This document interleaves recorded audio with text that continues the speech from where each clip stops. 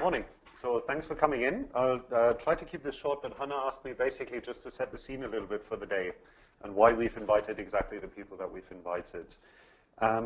Opening remarks. And I'm an advanced performance lead because I work with the most advanced customers in Google. And I'm kind of lucky because I just landed in the right market because you are the most advanced customers. There's no country in the world that has such high internet penetration, activity, proportion of sort of GDP that's run by the internet. We have the most sophisticated products in market here. We get the most sophisticated questions from you. So the UK is really a very, very advanced market for us. It's a real pleasure to be here, and I hope that one day, if sort of my career doesn't work out, I can go to a less advanced market and just tell them what you've basically shown me. So what I want to talk about is the challenge that we have in measurement, really. And as we're growing up in this industry, we're getting more and more challenges thrown at us. Or better, we probably start thinking about challenges we've always had, but that we chose to sort of ignore in previous lives. And the big challenge, the holy grail of measurement, is to just really understand the entire consumer journey. So you understand this model at the bottom. This has been around, I've been told the other day, since 1898 is when people invented the AIDA model. And it's been used in business schools ever since and still is. But it does sort of serve a purpose of showing you how a customer essentially at the beginning may know that he or she wants something, sort of a new product to solve something in the home or something new to wear, not quite aware where to buy that from, undecided between brands, and then sort of narrow down their choices into a particular category, maybe one or two brands until they purchase. We know they're influenced along the way by offline media, by what their friends say, what their family say. They usually don't just click on one campaign online, but they click on many before they make a decision. And we know they jump between devices. Yeah? So it's no longer just a work laptop that you do everything on or some home desktop PC. You use many, many devices to visit. And obviously the journey doesn't stop online. Many people still prefer to call centers. They've got a real expert on the phone who knows the product inside out, or they like to walk into a branch, touch and feel the product.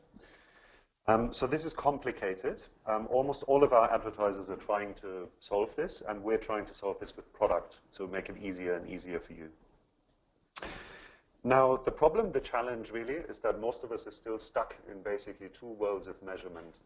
And that is we're very, very good at measuring the front bit around awareness. So in the traditional TV, radio industries, we know exactly how to sort of assess the value of that. And in online, we're very good at measuring the last click to conversion. So we've got all these campaigns people click on, and we've made a decision years ago just to say, well, let's just allocate all of the value to that last click in the journey, and sort of credit the transaction to that, the online transaction. And as you can see, that's interesting because we've got two totally different sets of metrics as well that we're looking at. So in TV, it's all about reaching the right kinds of people, lots of them. You're saying what you have to say a number of times so they really remember. And online, that's essentially driving clicks to website, conversions on website, last click conversions on website, and doing that at a sort of acceptable cost. So not spending too much on your online advertising, given all of your other costs. And that's the challenge, really. How do we account for what's in the middle and what happens after the website visit? So far, so good? Yeah. So how do we put that together? And it's kind of a bit of a puzzle. So I wish I was here and I had a word and could say AdWords now solves all of this, and it's really easy. And it's not. It's also a puzzle for Google. So we have many products that solve some of these little bits. We're getting them to talk more and more to each other, so it's getting a little bit better, but for now, we're working away on the puzzle. And that puzzle is essentially this. So the first one is really just to track all of your online activity, and that's hard enough. And I think you all know this, right? It's sort of relatively easy to run some AdWords campaigns, and then you click a button and go auto-tagging, and your analytics tool automatically reads in all the classifiers. That's sort of nice and easy. Getting other partners to tag up sites is really painful. Sometimes getting affiliates to tag things up is painful. Trying a new marketing activity, let's say a new remarketing strategy or something that requires retagging, really hard to get onto your site. Goes into an IT pipeline, it sits there for a long time, finally goes on site, you run it for a little bit, realize it's not working, you want to take the tag off. It's really hard, you keep it on there forever. You get a really sort of sluggish website and a bad experience. So what we built about 2 years ago or so, I think it launched, and now in its second iteration is Google Tag Manager, which helps you do that in a much, much quicker fashion. And we're very lucky we've got Guy here from Regis today who can tell you about Google Tag Manager and what they've learned, and putting it onto 10,000 plus websites, I think. Yeah, so a lot of desktop and mobile sites, 10,000 plus PPC landing pages, and running all of their marketing tags, or almost all of your marketing tags now through that. We're very happy to have you here. We thought it's always better to hear from a customer, by the way, and these guys have also had instructions to be quite blunt and quite open about what they're saying. So not just to say it's the most greatest tool out there, but it is a fantastic tool. These are the bits that you need to watch out for, essentially. So once you've got all your campaigns in order, and you roughly know what you're driving in terms of traffic, how does that campaign traffic sort of behave on the website? What do people do? What they're interested in? What are they looking at? And that across all of the devices. So this used to be quite difficult. Most web analytics tools only worked on desktop sites. Then apps came along. You had to buy another app analytics solution, so on and so forth.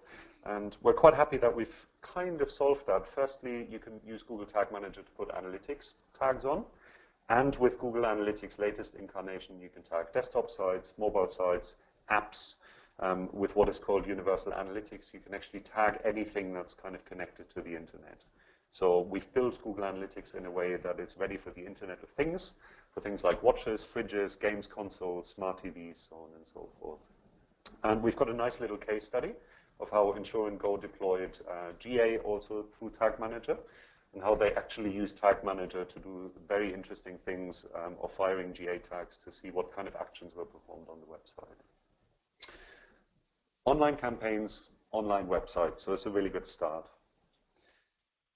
Next, we talked about these devices. It's really, really easy to put analytics now on different websites, mobile, desktop, tablet. It's really hard to understand who the same people are that are visiting you across all of these devices, right? Because if you come on a smartphone, we essentially cookie you. We know who you are, not personally, but we have a concept of you as somebody who's already been to the website. If you come on your desktop computer, we cookie you with another cookie, you look like a different person. Your partner logs in or your kids log in, it's a different person, it looks like the same cookie. So that's really broken. The cookie was built for a one-device world in the 1990s, in 1994 actually, and it's just not working anymore. And again, we've got some nice solutions now. So we have an AdWords solution. There was a little smile, I like that. And we're very excited by this actually. We have a solution in AdWords, which is quite clever because it actually uses the Google login data. So as you know, lots of our properties like YouTube, for example, become a lot better when you log in because we know who you are, so we know you're into surfing videos or sort of makeup, self-styling. And we can show you content that's actually more interesting than saying the 10 naffest BMX crash moments or something. Because you're logged in usually across different devices, we in the back end have a concept of you. We know who you are. And to our advertisers, we now can make that work by telling them what people do across devices, not in a sort of personally identifiable way, so we don't tell them this person with that name did exactly that, but at the aggregate level, we can tell advertisers to what extent people visit them across different devices. And in analytics, this is a little bit harder work, but you can implement this yourself. If people log into your site, for example, reveal themselves somehow, you can pinpoint exactly who visited you across different devices, at what times, what sort of content they looked at, what sort of things they were interested in, at what point in the research journey they were. And we have a product expert here, actually Steve knows both the products inside out, and he's going to show you a few cases too of how this has worked for advertisers. I'm feeling pretty good here. We're solving lots of pieces of the puzzle. One of the harder ones was the offline transaction. And I think sort of online companies, including Google, stuck our heads in the sand a little bit there for a long time. We kind of said, if you buy something online, that's great. We can track that. We have a conversion tracking tag. If you sort of submit a lead for something, say you want to buy an insurance policy, you can't do that online yet, so you type your name and number in, say, give me a call back. You can sort of tag up that lead submission, and that's all you need. And you just run all of your advertising against that. And that's obviously suboptimal because you want to know whether that lead actually converted later on, for how much money, whether it was actually worth running the campaign. And since sort of, again, 1 or 2 years ago, we've been offering you a solution to do this, again, in AdWords and in analytics. Chris is here from the Home Learning College, who will talk about the AdWords solution, I think. That's right. And it's actually fairly simple, because we've worked out when you come to AdWords, we give you a click ID, so some sort of anonymous identifier, so we remember who you were. So when you make a purchase, we know who you were. Well, as long as we pass that click ID to the offline world, and then you ping AdWords back, or you send a little file back. It's actually a very simple file saying that click ID has done something offline. We can relate that back to the ad click. So also possible and doable. We wish more people were using it. So then lastly, now that we've got this nice view of the funnel, we've got all the measurement in place, yeah, and we can tag you along, we can sort of track you along. How do we best serve media? So now we know an awful lot about you, right? Where you've come from, at what stage in the process you are, what sort of products you're interested in on our website, insurance policies or kind of destinations as trips, whatever your business you're in. How do we make the most of that? What sort of ads do we now show you? And that's our last talk of the day, I think, which is Ben from Periscopics. He'll talk about 2 bits. One, how to use attribution. So different methods of assigning value to all of these different campaigns along the way to find more opportunities in this funnel, sort of to find activities where you're underinvested because you've got this sort of horse's view onto the last click in the conversion. And he'll get really practical. He'll go into the tools. He'll show you the kinds of reports and analyses that they're using to help their customers find these opportunities. And then you'll also talk about audience data. So now we know what you're visiting. Now we know what sort of other websites you've been on. Now we know what you've seen on our website. How can we use that previous data to show you ads that are much more relevant, that may just entice you to come back to the website and do something? And I've made Ben orange because this is really a research area, right? So we've made great strides into attribution. It's still a really hard nut to crack also for Google. We're working on it. We're working on things like algorithmic solutions. We're working on things that require more sort of human intervention, like media mix modeling. But there's a lot happening in the area, and I look forward to Ben's talk. And there we go. So lots of pieces of the puzzle. I forgot something. Did anybody notice what I forgot? No? No? So the one thing that we haven't talked about is, what about offline media? And that remains one of the hardest things to do, I think. So here we see that the entire visit wouldn't have happened, perhaps, without a TV ad that ran in the first place. That's really hard to do, but again, we're kind of working on that. And one of the ways we're working on it is a company we bought last summer called Odometry. It was a small startup from Austin. They only work on attribution, that's all they specialize in. And they work on the online attribution piece, but they also work on online-offline modeling. And one of the nice things we've worked out, actually, is that Odometry was doing a lot of TV media mix modeling, how TV behaves and what happens afterwards. And you can obviously, when you run a TV spot, you can look at your web analytics data, and you kind of see where the spikes are and where the TV has really driven people. But it's usually relatively crude, because your web analytics data is hour by hour, so you can't really break it down very niftily. And what Odometry is working on is actually using all of the Google search data that we have, where we have second to second, even less than that, real-time reactions. And they take in all of these spot data that we have. So you tell them we ran this on ITV at 24.5 minutes last Saturday, and it was actually the 30-second spot with that particular creative where we sort of blend in the brand at the end and leave it for 7 seconds. So you can be quite precise. And we then match your web activity exactly to that TV spot and what happened. It's a really nice new product. So what you see here is the kind of baseline traffic that we think you would have gotten anyway without any TV, it being Saturday night at that certain time, at that part of the country. And we then see what the TV spot gave you in incremental traffic, really, over and above that. And it's a really fun research area for us. We're doing this with few customers so far. We wish we're doing it with more. Because it gives you some nice insights. So here's a financial services company that kind of ran this. They ran lots of TV, lots of radio, lots of online, actually, brand, non-brand, search, display, everything. And they said, we run so much, we're finding it hard to distinguish what actually happened between all of these campaigns. So we took that data, we took the Google responses down to seconds. We actually split that into brand terms, generic terms. We looked at all of the different platforms, and we saw what we could find. And there were some really interesting insights. So first of all, that niche networks were actually doing much, much better than blast networks. Yeah. So this was in the US, where you've got some local, you can run local advertising. I think this is impossible in the UK, as far as I understand.